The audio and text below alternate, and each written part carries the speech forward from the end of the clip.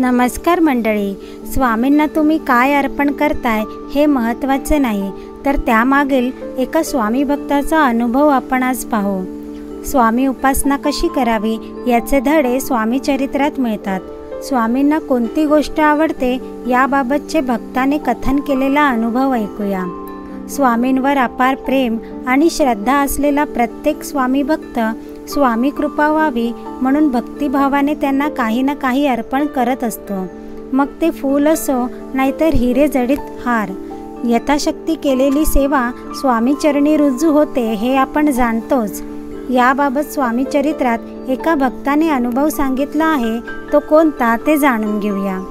स्वामी समर्थांचा एक भक्त जो बागायतदार होता, त्याच्या फळबागातून होणाऱ्या उत्पन्नामुळे त्याचा संसार सुखाने सुरू होता। आपल्या बागेतील ताजी केळी स्वामींना अर्पण करावी या हेतूने तो एक दिवस केळ्याचे 2 घड घेऊन स्वामींच्या दर्शनाला निघाला। स्वामी दर्शनाला जाताना त्याला विचित्र अनुभव आला। कधी नव्हे ते त्याच्याकडे केळी मागण्यासाठी भिकारी आले। ते उपाशी असल्याचे चेहऱ्यावर स्पष्ट दिसत होते। मात्र स्वामी भक्ताने ताजी केळी स्वामींना अर्पण करायची या भावनेने त्या भिकारी लोकांना काही दिली नाहीत।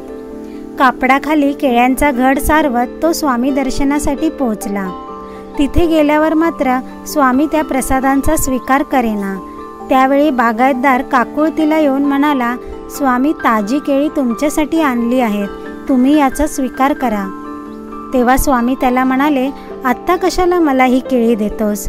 जेव्हा भुकेला होऊन तुझ्याकडे मी केळी मागत होतो तेव्हा तू मला हकलून दिलेस आणि आता मला तीच केळी स्वीकारण्याचा हट्ट करतोयस। बागायतदाराला स्वामीच्या बोलण्याचा अर्थ उमगला। वाटेत केळी मागणारे लोक हे स्वामींचे अंश होते, ते गरजवंत होते। त्यांना डावलून स्वामींना दिलेला प्रसाद ते कधीच ग्रहण करणार नाहीत हे त्याला उमगले।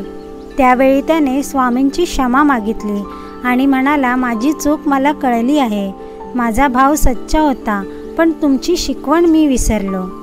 ज्याला गरज आहे त्याला मदत करणे ही खरी स्वामी सेवा आणि ती तुम्हाला जास्त प्रिय आहे, हे इथून पुढे मी लक्षात ठेवीन। यामुळे स्वामी भक्तांनी कायम लक्षात ठेवली पाहिजे ही स्वामींची शिकवण। आपण स्वामींना काय देतोय यापेक्षा कोणत्या भावनेने देतोय आणि कोणत्या परिस्थितीत देतोय हे पाहणे महत्त्वाचे आहे। देव भावाचा भुकेला आहे, प्रापंचिक वस्तूचा नाही। देवाला मनोभावे अर्पण केलेले बेलपत्र, तुळशीपत्र सुद्धा पुरेसे आहे, पण त्यामागे भावना शुद्ध हवी आणि कोणाचेही हित न डावलता केलेली भक्ती असावी। मंडळी, तुम्हाला ही माहिती आवडली असेल तर आपले मित्रमैत्रीण आणि नातेवाईक यांच्यासोबत शेअर करा। व्हिडिओला लाईक करून चॅनलला सबस्क्राईब करा। श्री स्वामी समर्थ।